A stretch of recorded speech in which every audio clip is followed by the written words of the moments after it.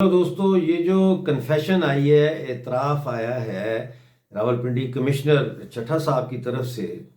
جس میں وہ کہہ رہے ہیں کہ انہوں نے خود دھاندلی کروائی ہے 13 سیٹوں پہ اور 13 جیتنے والے امیدواروں کو انہوں نے ہروایا ہے۔ اس سے کیا بات ثابت ہوتی ہے؟ ٹھیک ہے،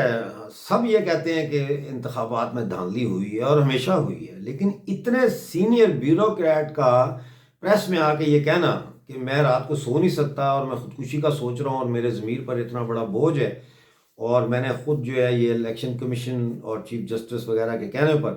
جو ہے یہ دھاندلی کی ہے، خود موریں لگوائی ہیں میں نے ریٹرننگ افسروں سے، اور ریٹرننگ افسر رو رہے تھے اور میں ان کو کہہ رہا تھا کہ نہیں، یہ کام آپ نے کرنا ہے۔ اس سے ایک بات یہ ثابت ہوتی ہے، پاکستان نہ صرف یہ کہ سیاسی بحران کا شکار ہے بلکہ اخلاقیات کے بحران کا بھی شکار ہے،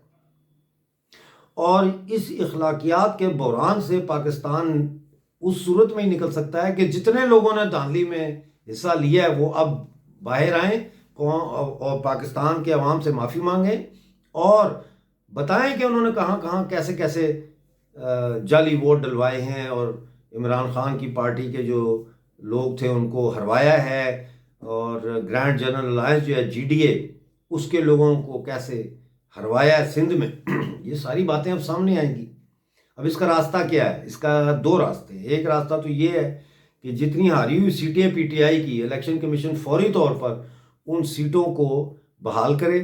اور PTI جو ہے وہ حکومت بنائے اور عمران خان کو دوبارہ وزیر اعظم بنایا جائے۔ دوسرا اس کا جو راستہ ہے وہ یہ ہے کہ الیکشن دوبارہ کروایا جائے 90 دن کے اندر اندر، اور یہ کیئر ٹیکر گورنمنٹ جو ہے یہ اگلے 90 دن تک جو ہے یہ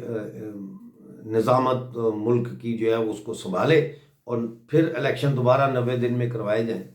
لیکن سوال یہ کہ 90 دن میں جو الیکشن کروائے جائیں گے وہ کس کی نگرانی میں کروائے جائیں گے؟ جنرل عاصم منیر کی تو کریڈیبلٹی ختم ہو چکی ہے، کیونکہ وہ پارٹی ہے اس دھاندلی میں۔ الیکشن کمیشن آف پاکستان کی کریڈیبلٹی بھی ختم ہو چکی ہے، وہ بھی پارٹی ہے، اسی طرح چیف جسٹس ہے اور لوگ ہیں۔ تو یہ کیسے ممکن بنایا جائے گا کہ اگلا جو الیکشن اگر ہوتا ہے تو اس میں دھاندلی نہیں ہوگی؟ یہ اب بیٹھ کے عمران خان اور دوسری پارٹیوں کو آپس میں بیٹھ کے فیصلہ کرنا پڑے گا۔ اس دھاندلی کے چکر میں ایک اور چیز واضح ہو گئی ہے کہ جو اداروں کے درمیان جو حدود ہوتی ہیں وہ دھندلا گئی ہیں، وہ اب واضح نہیں ہیں۔ ایک ادارہ دوسرے ادارے میں مداخلت کر رہا ہے، دوسرا ادارہ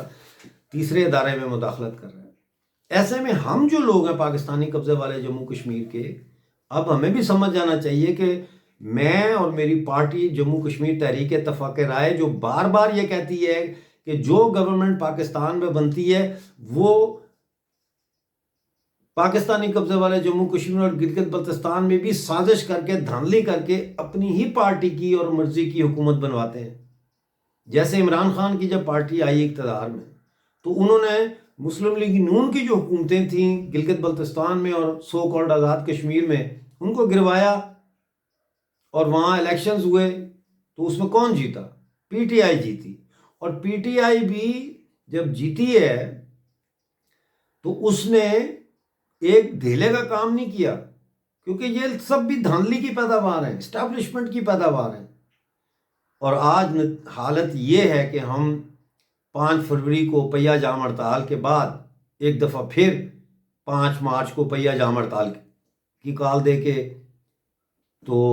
اپنا احتجاج ریکارڈ کر رہے ہیں۔ تو کیا ہم نے یہ ہڑتال ٹو ہڑتال یہ سفر اپنا رکھنا ہے یا ہم نے کوئی سمت لینی ہے؟ کل بھی مجھے کئی دوستوں نے یہ کہا ہے کہ آپ ہندوستان میں آزاد کشمیر اور گلگت بلتستان کو شامل کرنے کی بات کرتے ہیں تو ہم آپ کو اجازت دیتے ہیں، آپ کریں باتیں بھارتی سرکار کے ساتھ، کریں ہمیں شامل، کہ ہم بھوکے مر گئے ہیں، کوئی فیوچر نہیں ہے بچوں کا۔ تو وقت آنے پہ یہ ساری باتیں ہوں گی۔ آپ لوگوں نے حوصلہ نہیں ہارنا، اور آپ لوگوں نے جیسے وہ عمران خان کہتا ہے نا، گھبرانا نہیں ہے، گھبرانا نہیں۔ مجھے پتا ہے اس وقت کیا ہو رہا ہے، میرے ورکرز کے ساتھ کیا ہو رہا ہے۔ میرے ورکرز کی کرکیاں ہو رہی ہیں، ان کے گھروں کی کرکیاں ہو رہی ہیں، وہ اپنے گھروں کے ساز و سامان بیچ رہے ہیں صرف اس لیے کہ وہ روٹی کھا سکیں، اپنے بچوں کو روٹی دے سکیں۔ یہ ساری چیزیں ہمیں پتہ ہیں، لیکن یہی وہ امتحان کا وقت ہوتا ہے، یہ مشکل وقت ہوتا ہے جس میں ہمیں ثابت قدم رہنا ہے، جس میں ہمیں اپنا جو ہدف ہے کہ ہم بھارت کے ساتھ جڑ کے جموں کشمیر کی ریاست کی وحدت بحال کریں، ہمیں اس ایجنڈے سے ہٹنا نہیں ہے، گھبرانا نہیں ہے، جدوجہد جاری رہے گی جب تک ہم اپنا ہدف مکمل نہیں کر لیتے، حاصل نہیں کر لیتے۔